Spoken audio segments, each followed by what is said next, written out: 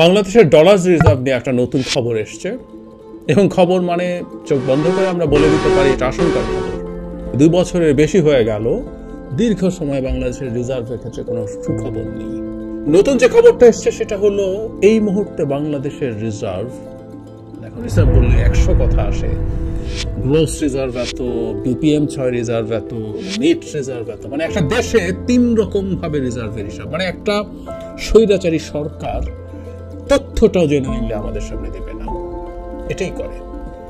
একটা তো আমাদের সামনে কখনোই দেয় না, নেট রিজার্ভ। যদিও আমরা নানান পত্রপত্রিকায় বাংলাদেশ ব্যাংকের সূত্রে জেনে যাই বাংলাদেশ ব্যাংকের সাংবাদিক প্রবেশ নিষেধ করেছে, তারপরও নিশ্চিতভাবে অনেক সাংবাদিকের সাথে অনেক অফিসারের যোগাযোগ আছে, তাদের মাধ্যমে আমরা তথ্যটা পাই। 2টো সরকার বলে, একটা বলে না।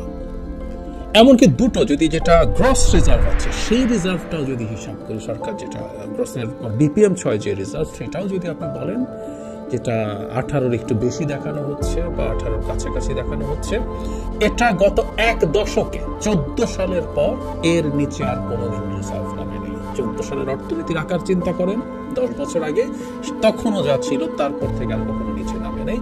তখন আমরা ওইটাকে যদি এইভাবে এই হিসাবে ধরি, নিট হিসাব যদি নাও করি, তাহলে আমরা পরিস্থিতিটা কোন জায়গায় সরকারি হিসাবে সেটুকু অ্যাটলিস্ট বলতে পারি।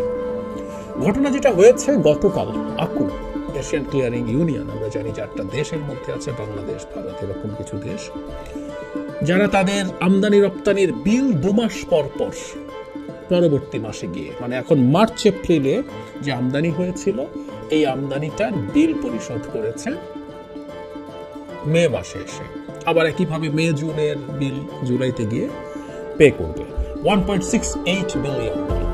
এটা করার পরে এখন আমাদের সঙ্গে নেট রিজার্ভ 14 বিলিয়ন ডলারের সামান্য বেশি ছিল। এখন আপনি যখন এই $1.5 বিলিয়ন বেশি করছেন, তার মানে 13 পয়েন্ট সামথিং, এটা এক্সাক্ট ডেটা আমি সব একই পাই নাই, আবার কিছুটা ভ্যারিও করে কোনো কোনো পত্রপত্রিকায়, কিন্তু গ্রসলি এটা এখন মানে আপনি বুঝতে পারছেন 13 বিলিয়নের নিচে, সরি 13 পয়েন্ট সামথিং, 13 বিলিয়নের নিচে নেমে গেছে এটা, 12 পয়েন্ট সামথিং, কারণ 14 একটু বেশি ছিল, এখান থেকে 1.68 মানে 1.7 বিলিয়ন যদি আপনি বাদ দেন, অঙ্কটা কেমন ভয়ঙ্কর। আমরা এই মুহূর্তে সব রকম রেস্ট্রিকশন দেওয়ার পরও $5.5 বিলিয়ন ইম্পোর্ট করছি গত 8-10 মাস, মানে এই অর্থ বছর যদি হিসাব করি $5.5 বিলিয়ন গ্রোসলি ইম্পোর্ট করছি, তার মানে 2 মাস মানে হলো $11 বিলিয়ন, 2 মাসের একটু বেশি। লিস্ট কমফোর্টেবল মানে এর নিচে নামা বিপজ্জনক সেটা হচ্ছে 3 মাসের ইম্পোর্ট, তাতে $16.5 বিলিয়ন লাগে, $5.5 বিলিয়ন প্রতি মাসে হিসাব করলে আমরা খুব ক্লিয়ার। সেই জায়গায় এখন 12.5-র মতো আছে যদি আমরা বলি, তাহলে আমরা যদি হিসেব করলে খুব ক্লিয়ারলি বুঝে যেতে পারি কত দাঁড়াচ্ছে, মানে $4 বিলিয়ন গ্যাপ অলরেডি হয়ে গেছে। এতে ইম্প্যাক্ট কি হবে আসলে, মানে রিজার্ভটা আসলে কেন থাকতে হয়, রিজার্ভ না থাকায় কি আসলে কথা আপনার রিজার্ভ নাই কি সমস্যা হতো? আপনি তো আসলে রিজার্ভ থেকে টাকা ছাড়ার কথা, রিজার্ভ শব্দটা কিন্তু রিজার্ভ। আপনি এক্সপোর্ট করবেন, আপনি ইম্পোর্ট করবেন, একটা ব্যাংক এক্সপোর্ট করছে, সেখান থেকে সে ফরেন কারেন্সি পাচ্ছে, সেটা দেশে ইম্পোর্টের এলসি খুলে দিচ্ছে, সে রেমিটেন্স পাচ্ছে, সেগুলো দেশে এলসি খুলছে, কথা তো এরকম হওয়ার কথা ছিল। কিন্তু রিজার্ভ হচ্ছে একটা দেশ তার নিজের মুদ্রাকে, বৈদেশিক মুদ্রা বিশেষ করে ডলারের বিপরীতে তার লেনদেনের মান ধরে রাখতে কতটুকু পারবে সেটার একটা শক্তির জায়গা, যে আপনি প্রয়োজনে মার্কেটে ইন্টারভিন করতে পারেন। আপনি মুদ্রাকে নিয়ন্ত্রণ করবেন না, কিন্তু তারপরও আপনার হাতে কিছু অস্ত্র আছে, আপনি প্রাইস ফিক্স না করে দিয়েও আপনি ডলারের সরবরাহ বাড়িয়ে কমিয়ে এক ধরনের নিয়ন্ত্রণের জায়গাতে। কিন্তু এই মুহূর্তে যখন দেখছে একটা রিজার্ভ কমে যাচ্ছে, তখন কি হবে দেখুন তো, ধরুন আপনি আপনার কথা বলুন, আপনার হাতে $100 আছে, কোনোভাবে পেয়েছেন, আপনার কিছু টাকা দরকার, আপনি $100 কিন্তু এখন ক্যাশ করবেন না, কারণ আপনি দেখছেন $100 117 টাকা, কাগজি কলমে কার মার্কেটে গেলে 30 টাকা পাচ্ছেন, আপনি দেখছেন যে সামনে কিন্তু অবস্থা আরো খারাপ হবে, টাকা আরো বেশি পাওয়া যাবে, সো আপনি লোন টোন করে কিছু আপাতত চলবেন 1-2 হাজার টাকা, ওই ডলারটা ধরে রাখবেন।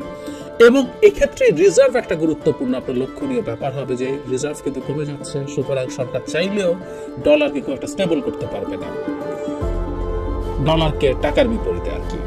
যদি তা না পারে, তার মানে হচ্ছে ডলারের বিপরীতে টাকা আরো অনেক মূল্য হারাবে এবং অনেক দ্রুত। সুতরাং আপনি এই স্পেকুলেশন যেটা করছিলেন ডলারকে নিয়ে, সেটা আরো বাড়বে। মধ্যা কথাটা হলো, বটম লাইন এই, রিজার্ভ যত কমতে থাকবে ডলারের প্রতি আস্থা মানুষের তত বাড়বে, মানুষ তত ডলার ধরে রাখতে চাইবে। যিনি বিদেশ থেকে রেমিটেন্স পাঠান, অতি প্রয়োজনীয় না হলে সেটা পাঠাবেন না। যিনি রপ্তানি করেন তিনি চেষ্টা করবেন বিদেশে তার যে আয় আছে সেই আয়টা যত দেরিতে আনা যায় সেই চেষ্টা করতে। যার হাতে ক্যাশ ডলার দেশে কোনোভাবে আছে সেটা বাদ দেবে, এবং কেউ কেউ ক্যাশ ডলার কিনে রেখে দেবেন, কারণ এটা একটা ভালো ইনভেস্টমেন্ট। যেমন সোনা কিনছে, বাংলাদেশের পার্সপেক্টিভে ডলার কিনে রাখা একটা ইনভেস্টমেন্ট। আমি ধারণা করি অনেক মানুষ এই কাজটা করেছে।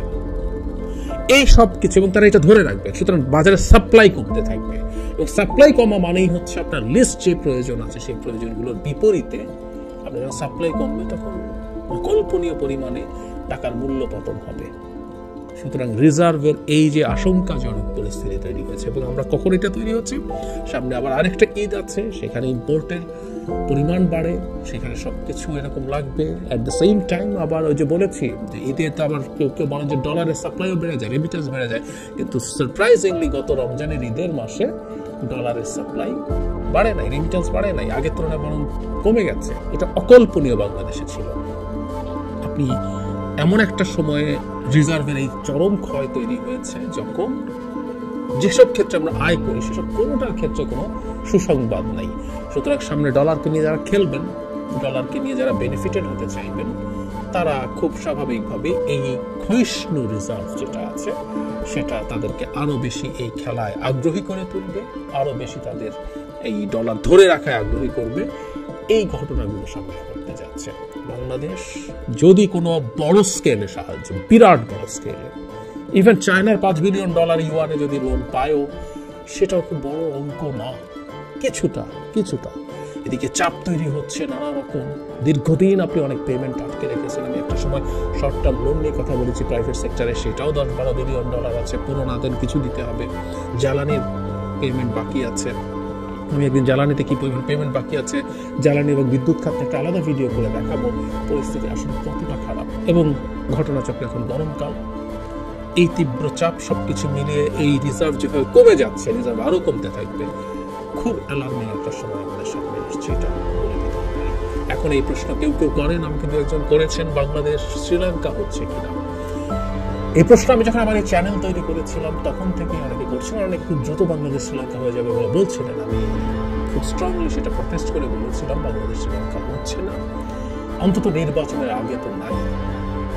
এখন কি সেদিকে যাচ্ছে সে নিয়ে কথা বলবো, এবং পরিস্থিতি সার্বিকভাবে কি দিকে যাচ্ছে কি দাঁড়াবে সেটা নিয়ে আলাপ করবো।